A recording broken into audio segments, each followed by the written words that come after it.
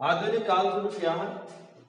आधुनिक काल का जो परिचय को पढ़ने के बाद आधुनिक काल को अलग अलग उप विभागों में बांटा गया है।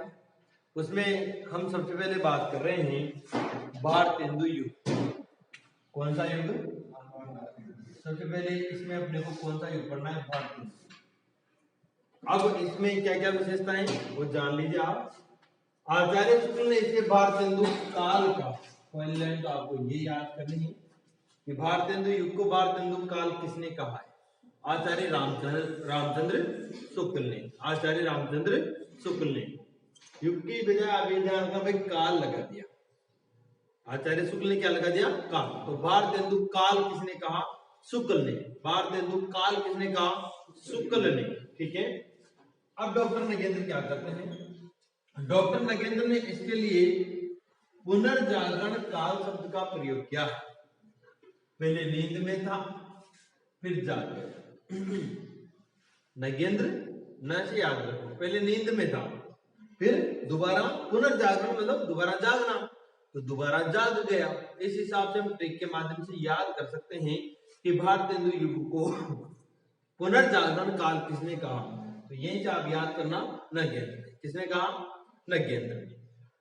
भारतेंदु काल शुक्ल ने, पुनर्जागरण काल नगेंद्र ने। ओके, इन्होंने इसका नाम पुनर्जागरण काल बताया और इसकी समय सीमा मानी इन्होंने 1857 से 1900। इनका विभाजन हमने पहले भी किया है। तो 1857 से स्टार्टिंग मानते ही आधुनिक काल को नगेंद्र, तो यहीं से मानेंगे ना। सबसे पहला काल ये बताया इन्होंने कि भारतेंदु युग, और इसको इन्होंने नाम दिया पुनर्जागरण काल। और इसका समय बताते हैं 1857 से 1900 ईस्वी तक। 1857 से 1900 ईस्वी तक। 1857 से 1900 ईस्वी तक। आगे देखिए, भारतेंदु युग का आरंभ 1868 से माना जाना चाहिए। माना जाना चाहिए। क्यों माना जाना चाहिए? क्योंकि इसी वर्ष भारतेंदु ने कवि वचन सुधा नामक मासिक पत्रिका का प्रकाशन कर साहित्य जगत का को नेतृत्व प्रदान किया। क्यों माना जाना चाहिए? 1850 में तो भारतेंदु का जन्म हुआ था, और 18 साल बाद यानी कि 1868 में इन्होंने कौन सी पत्रिका का प्रकाशन किया? कवि वचन सुधा। 1868 में कवि वचन सुधा पत्रिका वो थी मासिक मतलब हर महीने, एक महीने में निकला करती थी। तो उस मासिक पत्रिका का इन्होंने प्रकाशन करवाया, और वहीं से इन्होंने साहित्य जगत को अपना नेतृत्व देना शुरू किया, यानी कि लिखना शुरू किया था साहित्य के क्षेत्र में। तो वहीं से भारतेंदु युग का आरंभ माना जाना चाहिए, क्योंकि इन्हीं के नाम पर है, और इन्होंने वहां से साहित्य जगत में लेखन कार्य शुरू किया, नेतृत्व प्रदान किया साहित्य जगत को। इसलिए कई लोग कहते हैं भाई 1818 को इसका भारतेंदु युग का आरंभिक बिंदु मानना चाहिए। कारण कवि वचन सुधा पत्रिका की कारण। ठीक है, तो आपको यहां ध्यान रखना है कि कवि वचन सुधा पत्रिका का प्रकाशन कब हुआ था? 1868 में। किसने किया था? भारतेंदु ने। और ये मासिक पत्रिका। ठीक है। अब देखिए कि भारतेंदु युग के प्रमुख जो कहते हैं अपन रचनाकार या जो प्रमुख साहित्यकार है वो कौन कौन है? ये बड़ा इंपॉर्टेंट क्वेश्चन है। क्वेश्चन आता है कई बार, कौन सा नहीं है इसे पूछ लेते। अभी हम इसके बाद दिव्य द्वीप भी पढ़ेंगे, छायावाद भी पढ़ेंगे, प्रकृतिवाद पढ़ेंगे, प्रयोगवाद पढ़ेंगे, नई कहानी, नाटक, उपन्यास सब पढ़ेंगे। तो अपने को ये पता होना चाहिए कि भारतेंदु युग में कौन कौन से रचनाकार आते हैं। वे सारे नहीं तो अपने 5, 7 या 8 तो अपने को इंपोर्टेंट तो याद होने चाहिए, क्योंकि वो पूछता भी इन्हीं में से है। तो ये जो रचनाकार मैंने याद किए 6 कितने? 6। ये आपको याद कर लेने। क्या कर लेने? ये याद कंठस्थ कर लेने। कैसे करेंगे? पहला कौन है? भारतेंदु हरिश्चंद्र। दूसरे बद्रीनारायण चौधरी प्रेमचंद। तीसरे अंबिका दत्त व्यास। तीसरे ठाकुर जगनमोहन सिंह। नंबर 4 राधा कृष्ण दास। और नंबर 5 और 6 नंबर प्रताप नारायण मिश्र। ये सब भारतेंदु युग के प्रमुख रचनाकार है। प्रमुख रचनाकार है। तो आपको इतना तो करना ही पड़ेगा कि जैसे अपन एक ट्रिक बनाएंगे। ट्रिक बहुत सिंपल है। बाब 18 प्रताप। भाव 18 प्रताप भारतेंदु युग के प्रमुख रचनाकार हैं। भाव 18 प्रताप। तो देखो आप यहाँ से सारे आपको ये तो आना चाहिए भाई। भाव से कौन आएगा? भारतेंदु हरिश्चंद्र। भाव से क्या आएगा? बद्रीनारायण चौधरी प्रेमचंद। अ से क्या आएगा? अंबिका दत्त व्यास। ठा से क्या आएगा ठाकुर जगनमोहन सिंह, रा से क्या आएगा राधा कृष्णदास, प्रताप से क्या आएगा प्रताप नारायण मिश्र। इतना सब कॉमन सेंस सब में होना चाहिए भैया, लगभग इससे अपने याद कर लेंगे। बा बटारा प्रताप भारतेंदु युग के कवि हैं, बा बटारा प्रताप भारतेंदु युग के कवि हैं, ऐसे याद करेंगे अपन इसको कि बा बटारा प्रताप भारतेंदु युग के कवि हैं। तो जब भी आप भारतेंदु युग के कवि पूछे तो आपको भा से भारतेंदु ही याद आना चाहिए। भा से तो और भी होते हैं, ब से बद्रीनारायण चौधरी प्रेमगढ़, अ से अंबिका दत्त व्यास, ठा से ठाकुर जगनमोहन सिंह, रा से राधा कृष्णदास, प्रताप से प्रताप नारायण मिश्र। यह आपको उस समय इस ट्रिक से याद आने चाहिए। तो अपन को ये याद हो गया होगा। तो ये सारे किस काल के कवि हैं? भारतेंदु युग के, भारतेंदु काल के कवि हैं। भारतेंदु युग जो आप पढ़ रहे हो उसमें अपन ने पहले भारतेंदु के महान कवि लिए हैं भारतेंदु हरिश्चंद्र। कौन लिए हैं? भारतेंदु हरिश्चंद्र। देखिए इनका पूरा परिचय लिखा हुआ है, आपको समझना है। ठीक है, शुरू करते हैं जन्म से इनका परिचय। भारतेंदु हरिश्चंद्र। भारतेंदु हरिश्चंद्र का जन्म 1850 ईस्वी में काशी में हुआ था। 1850 ईस्वी में कहाँ हुआ था? काशी में हुआ था। तो भारतेंदु जी 1850 में कांचते कांचते इन्होंने जन्म ले लिया। कैसे वे में ट्रिक बनानी है, याद करना है और क्या। भारतेंदु का जन्म 1850 में कैसे हुआ? कांचते कांचते काशी में हुआ। आगे देखिए, इनकी मात्र 35 वर्ष की आयु में ही मृत्यु हो गई। तो 1850 से आप जोड़ेंगे 35 वर्ष तो 1885 आ जाएगा, यानी कि इनकी मृत्यु कब हुई? 1885 ईस्वी में। चाहो तो आप इसे भी वहां ऐड कर लो और 35 वर्ष भी आप याद कर सकते हो। देखिए आप मात्र 35 वर्ष की आयु में व्यक्ति ने कितना नाम कमा लिया, कितनी रचनाएं कर दी इन्होंने। लगभग 70 रचनाओं की रचनाकार थे ये, मात्र 35 वर्ष की आयु में। और उधर देखेंगे आप तो 1868 से तो लेखन प्रारंभ हुआ इनका, कवि वचन सुधा से। तो 1868 में 18 साल के थे, 18 में आप 17 साल और जो लो, जिसमें 35 में इनकी मृत्यु हो गई। इतने कम समय में इतना सब कुछ कर जाना, इसीलिए फेमस है। देखिए हिंदी गद्य का जनक इन्हें कहा जाता है। हिंदी गद्य का जनक इन्हें कहा जाता है। गद्य क्या होता है? जिसमें नाटक, कहानी, उपन्यास, एकांकी, रिपोर्टाज पढ़ते हैं ना, संस्मरण वगैरह, तो गद्य होता है। तो हिंदी गद्य का जनक कौन है? भारतेंदु हरिश्चंद्र। हिंदी गद्य का जनक भारतेंदु हरिश्चंद्र। कविता के क्षेत्र में नव जागरण का अग्रदूत भी कौन है? भारतेंदु हरिश्चंद्र। आधुनिक काल का जनक भी कौन है? भारतेंदु हरिश्चंद्र। साहित्यिक पुनर्जागरण का अवधूत भी कौन है? भारतेंदु हरिश्चंद्र। अब ये चारों चीजें आपको एक साथ याद करनी है। ये चारों चीजें आपको एक साथ याद करनी है। कैसे याद करेंगे? हीन आशा भारतेंदु। तो इससे आपको क्या याद रहेगा? ये हीन आशा भारतेंदु को कहा जाता है। चारों याद हो जाएंगे। अब आपको थोड़ा थोड़ा तो लिंक तो ध्यान रखना पड़ेगा, ई से क्या बनता है, न से क्या बनता है, आ से क्या बनता है, सा से क्या बनता है। देखो बी से देखिए आप, मैंने इसी क्रम से जमाया इनको। हिंदी गद्य का जनक भारतेंदु। न से देखिए आप, ये कविता के क्षेत्र में नव जागरण का अग्रदूत, नव जागरण का अग्रदूत भारतेंदु। हिंदी गद्य का जनक, नव जागरण का अग्रदूत, दो नाम किसके हैं? भारतेंदु के। आज से देखिए आप, आधुनिक काल का जनक कौन? भारतेंदु। आप साथ से देखिए आप, साहित्यिक पुनर्जागरण का अवधूत कौन? भारतेंदु। तो हीन आशा भारतेंदु, हिंदी गद्य का जनक, कविता के क्षेत्र में नवजागरण का जनक, ये देखो आधुनिक काल का जनक, और साहित्यिक पुनर्जागरण का अवधूत किसे कहा जाता है? भारतेंदु। तो हीन आशा भारतेंदु के उपनाम ऐसे करके आप याद रख सकते हो। ठीक है, ये ट्रिक याद रखना। आगे चलिए, भारतेंदु के पिता का नाम है गोपाल चंद गिरधरदास। भारतेंदु के पिता का नाम अब कैसे याद करें? वेरी सिंपल, कि भारत में गायों को पाला जाता है, भारत गोपालक देश है। तो भारतेंदु के पिता कौन है? गोपाल चंद गिरधरदास। उन्होंने एक नाटक लिखा था, कौन सा? नहुस, जिसे हिंदी का पहला नाटक माना जाता है। भारतेंदु के पिता गोपाल चंद गिरधरदास, यानी भारत गोपालक देश है, ऐसे याद कर लेंगे। और उन्होंने क्या लिखा था? नहुस। कौन सा नाटक लिखा था? नहुस। कौन सा? नहुस। नहुस, नहुस, जिसे हिंदी का पहला नाटक माना जाता है। नेक्स्ट देखिए, भारतेंदु के काव्य गुरु कौन थे? लोकनाथ दीक्षित। भारतेंदु के काव्य गुरु थे लोकनाथ दीक्षित। भारतेंदु की प्रिय विधा कौन सी है? नाटक। सबसे ज्यादा इन्होंने नाटक लिखे। इनकी प्रिय विधा भी कौन सी है? विधा जानते हैं आप, विधा कहानी बनती है, उपन्यास बनते हैं, तो नाटक इनकी सबसे प्रिय विधा रही है। भारतेंदु ने अपने जीवन काल में 3 पत्रिकाओं का आरंभ करवाया था। ये पत्रिकाएं बहुत इंपोर्टेंट है, कई बार पूछी जाती है। भारतेंदु ने अपने पूरे जीवन काल में कितनी पत्रिकाओं का प्रकाशन करवाया था?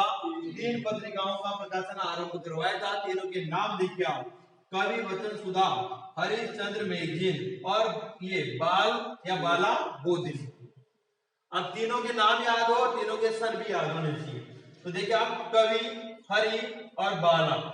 कवि हरि बाला, कवि हरि बाला, कवि हरि बाला भारतेंदु की 3 पत्रिकाएं जिनका इन्होंने प्रकाशन करवाया था। कवि हरि बाला, कवि हरि बाला, कवि हरि बाला भारतेंदु की, है ना, कवि हरि बाला भारतेंदु की, कवि हरि बाला भारतेंदु की। कवि से कवि वचन सुधा 1868 में। तो ये ध्यान रखिए आप, सभी में 1800 ही आएगा आगे, क्योंकि 1850 में जन्म, 1885 में मृत्यु हो गई थी, तो सभी में 1800 आएगा। पीछे पीछे ध्यान रखिए आप, वचन कब दिया इन्होंने? 68 में। कवि वचन 68 में। हरिश्चंद्र मैगजीन 73 में। देखो इसके कितने साल बाद? 5 साल बाद, है ना। हरिश्चंद्र मैगजीन 73 में और बाला बोधनी 84 में। बाला बोधनी 84। तो 68, 73, 84। कवि हरि बाला, कवि हरि बाला 68, 73, 84 ऐसे याद करेंगे अपन। कवि हरि बाला 68, 73, 84। कवि वचन सुधा 1868, हरिश्चंद्र मैगजीन 1877, बाला बोधनी 1884। ठीक है, कवि हरि बाला। अब देखिए कि अंदर पढ़ते हैं, ये तो सन याद करना है। हरिश्चंद्र मैगजीन में क्या है कि जब इसके 8 अंक प्रकाशित हो गए, कि 8 अंकों के प्रकाश के बाद इसका नाम बदलकर 1874 में, यानी 1 साल बाद में क्या कर दिया? हरिश्चंद्र चंद्रिका। वो ऐसे भी दे सकता है हरिश्चंद्र चंद्रिका। इसका नाम कब किया गया? 1874 में। या किस पत्रिका का नाम इनके हरिश्चंद्र चंद्रिका कर दिया गया था, तो कोई दिक्कत नहीं है। यहाँ भी हरिश्चंद्र है और यहाँ भी हरिश्चंद्र है, केवल मैगजीन की जगह क्या किया? चंद्रिका किया, बस 74 में कर दिया था। ठीक है, आगे देखिए, भारतेंदु ने बाला बोधनी 1884 में इस पत्रिका का प्रकाशन किसके लिए करवाया? ये भी पूछा जा सकता है कि भारतेंदु की किस पत्रिका का प्रकाशन उन्होंने स्त्रियों के लिए करवाया था, तो क्या आंसर आएगा अपना? बाला बोधनी। नाम से पता चला है बालिका, ऐसे याद रखना, बाला बोधनी महिलाओं के लिए, स्त्रियों के लिए। ठीक है, तो तीनों पत्रिकाएं हो गई अपने कवि हरि बाला 68, 77, 84। और हरिश्चंद्र मैगजीन का नाम 8 अंकों के बाद 1874 में क्या कर दिया गया? हरिश्चंद्र चंद्रिका कर दिया। आगे देखिए, 1880 में पत्रकारों और साहित्यकारों ने भारतेंदु को भारतेंदु की उपाधि दी। भारतेंदु का नाम नहीं था, ये क्या थी? उपाधि। अब ये किसने दी इनको? ये भी आपको याद रखना है, पत्रकारों और साहित्यकारों ने। भारतेंदु को भारतेंदु की उपाधि किसने दी? पत्रकारों और साहित्यकारों ने। कब दी? 80 में दी। पत्रकारों और साहित्यकारों ने भारतेंदु को भारतेंदु की उपाधि 80 में दी थी भाई, 1880 में। आगे देखिए, भारतेंदु जी उर्दू में रसा उपनाम से गजलें लिखा करते थे।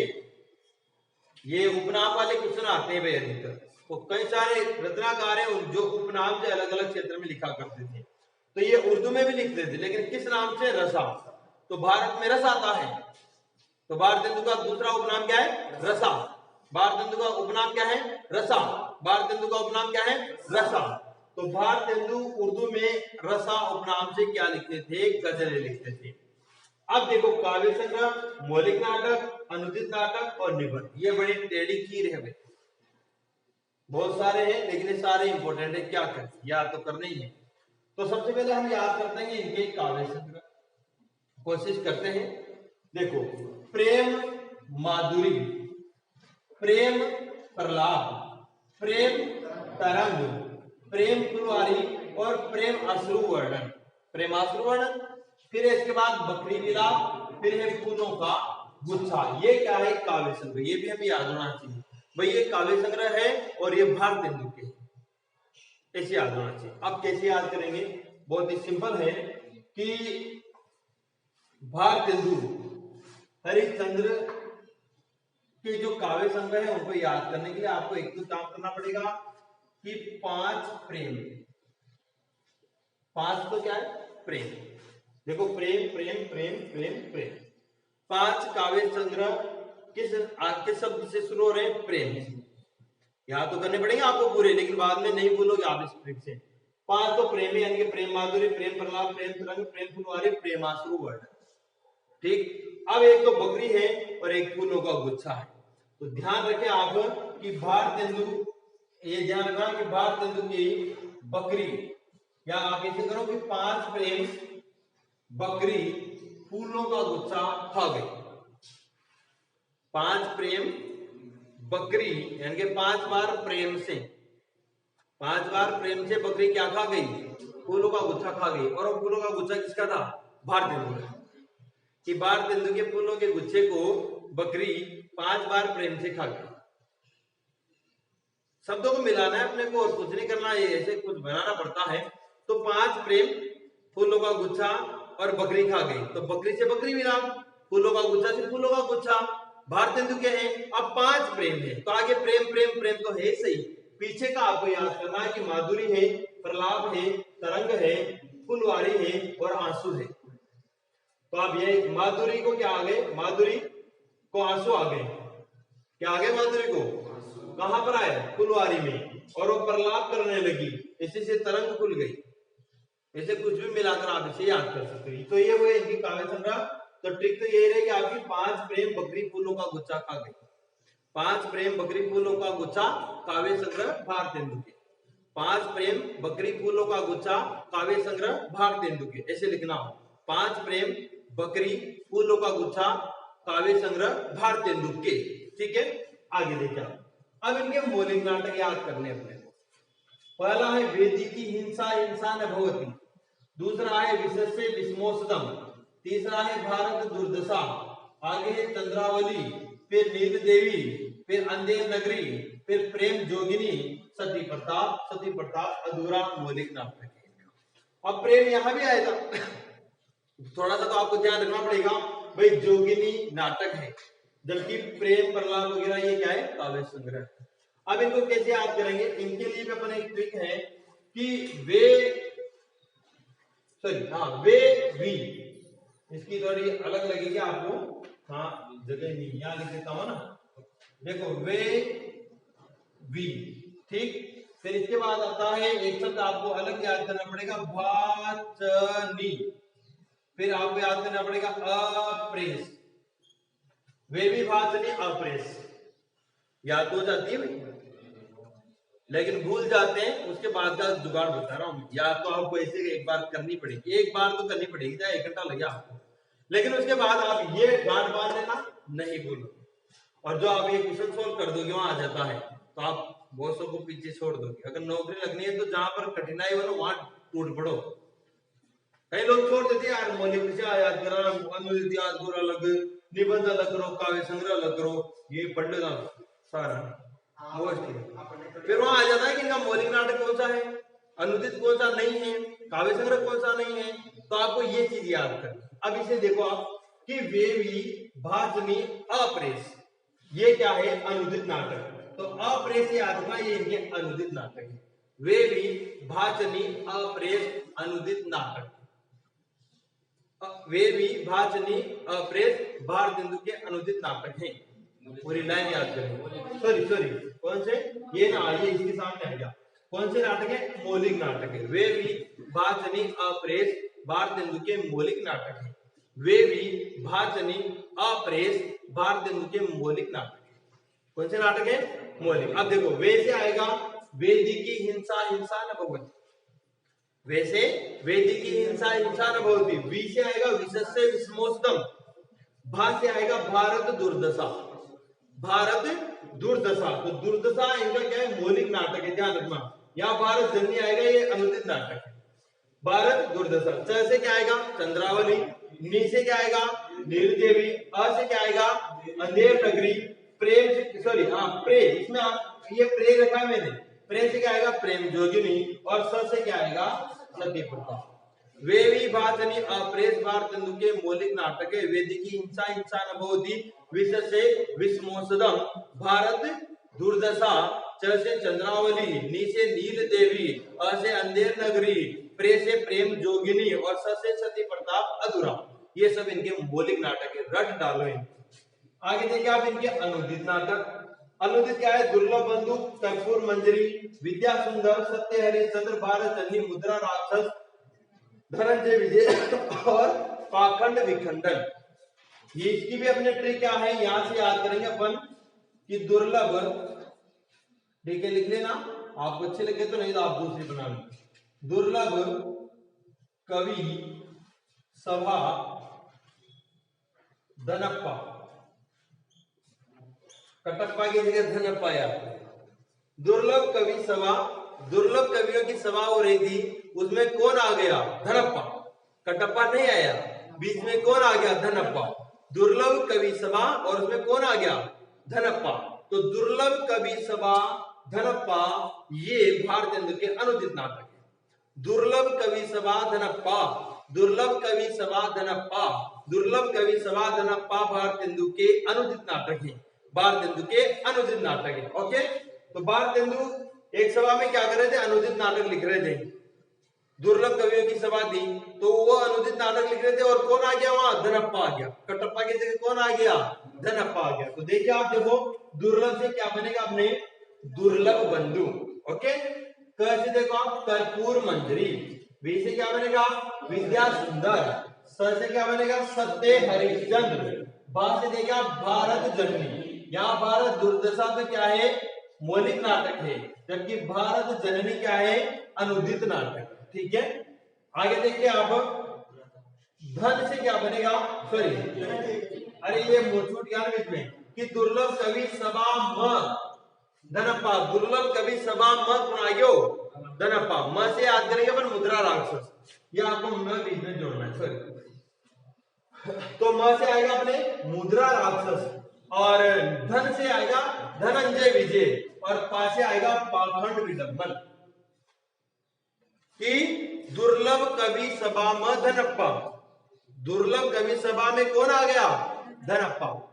तो देखो, दुर्लभ से दुर्लभ बंधु, कवि से क से कर्पूर मंजरी, वी से विद्या सुंदर, कवि सभा, स से सत्यहरि चंद्र, बा से भारत जननी, म से मुद्रा राक्षस, फिर धनप्पा, धन से धनंजय विजय, और पा से पाखंड विडंबन। ये सब भारतेंदु के अनुदित नाटक है। ठीक है, अब आगे देखिए, निबंध बहुत सिंपल है, दो ही है। स्वर्ग में विचार सभा का अधिवेशन और लेवी प्राण लेवी। तो स्वर्ग लेवी, स्वर्ग लेवी भारतेंदु के निबंध, ऐसे करना, स्वर्ग लेवी भारतेंदु के निबंध, कि भारतेंदु के निबंध क्या लेंगे? स्वर्ग लेंगे। स्वर्ग लेवी भारतेंदु के निबंध, तो स्वर्ग में विचार सभा का अधिवेशन और लेवी से लेवी प्राण लेवी, ये इनके क्या है? दो प्रसिद्ध निबंध है। अब आगे देखिए आप, भारतेंदु ने कविता वर्धनी सभा और तदीय समाज की स्थापना की। ये भी पूछा जाता है कई बार, तदीय समाज की स्थापना किसने की थी? भारतेंदु हरिश्चंद्र ने, और एक कविता वर्धनी सभा की। भारतेंदु ने कुल कितनी रचनाएं रची? 70। कितनी? 70। अब इनकी प्रसिद्ध पंक्तियां हैं। इन मुसलमानन पर, इन मुसलमान हरिजनन पर कोटिन हिंदू वारी, कि इन मुसलमान जो हरिजन हैं, भगवान के भक्त हैं, इन पर करोड़ों हिंदुओं को भी वारा जा सकता है। ठीक, कई मुसलमान थे, वो हरिजन भगवान के भक्त थे, हिंदू धर्म से संबंध रखते थे, उनकी रचनाएं लिखा करते थे, तो उनके लिए भारतेंदु ने कहा, क्या कहा? इन मुसलमान हरिजनन पर कोटिन हिंदू वारी है। तो कोटिन हिंदू वारने का काम कौन कर रहा है? भारतेंदु। करोड़ों हिंदू वारने की बात किसने कही? भारतेंदु ने। निज भाषा उन्नति अहे सब उन्नति को मूल, कि अपनी भाषा ही सारी उन्नति का मूल होती है। जिस देश में अपनी भाषा का सम्मान नहीं होता, उस देश का उद्धार नहीं हो सकता। तो अपनी भाषा में उन्नति होने की बात भी कौन करते हैं? भारतीय। कौन करते हैं? निज भाषा उन्नति है सब उन्नति को मूल, सभी उन्नति का मूल भाषा को किसने बताया? भारतेंदु। ऐसे याद रखेंगे। तो उन्नति को मूल भारतेंदु, कोटिन हिंदू वारना भारतेंदु, तरणी तनगा तर तमाल तरवर बहुछाई, तत आ रहा है अनुप्रास अलंकार है। तरणे तनुजा तर तमाल करवर बहु छाए, तो छाव गुर्ज भारत छाए कौन भारतेंदु। तो छाए शब्द वार्य मूल ये पीछे आएंगे पंक्तियां आपको ध्यान रखनी। वहां डायरेक्ट पंक्ति देता है कि पंक्ति किसकी है, तो आपको ये बताना जरूरी है। दोबारा देखो आप, भारतेंदु हरिश्चंद्र का जन्म 1850 ईस्वी में काशी में हुआ था। इनकी मृत्यु मात्र 35 वर्ष की अवस्था में यानी कि 1885 ईस्वी में हो गई थी। ये हिंदी गद्य के जनक माने जाते हैं। कविता के क्षेत्र में नवजागरण के अग्रदूत माने जाते हैं। आधुनिक काल का जनक भी इन्हें कहा जाता है। साहित्यिक पुनर्जागरण का अवधूत भी इन्हें कहा जाता है। तीन आशा। आगे देखिए, भारतेंदु के पिता गोपाल चंद गिरधता द्वारा रचित नवुत नाटक और हिंदी का पहला नाटक माना जाता है। भारतेंदु के काव्य गुरु थे लोकनाथ दीक्षित। भारतेंदु की सबसे प्रिय विधा थी नाटक। देखो आप, नाटक कितने सारे लिखे इन्होंने, तो प्रिय विधा नाटक ही थी। आगे देखिए आप, भारतेंदु ने अपने जीवन काल में कुल 3 पत्रिकाओं का प्रकाशन करवाया था, कवि, हरि और बाला। कवि वचन सुधा का 1868 में, और क्या नाम उसका, हरिश्चंद्र मैगजीन का 1874 में, और 1874 में उसका नाम कर दिया हरिश्चंद्र चंद्रिका।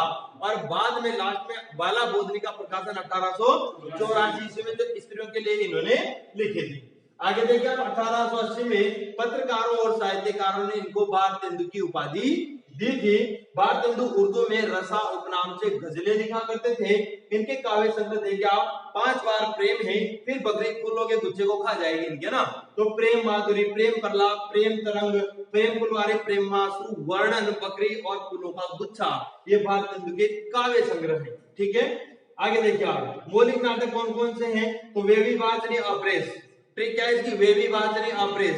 तो वैसे क्या आएगा अपने, वेद की हिंसा हिंसा न बहुती, विषय आएगा विशेष से विस्मोस्तम, भाष्य भारत दुर्दशा, जैसे चंद्रावली, नीचे नील देवी, पासे अंधेर नगरी, प्रे से प्रेम जोगिनी, स से सती प्रताप अधूरा। इनके अनुदित नाटक देखिए आप कि दुर्लभ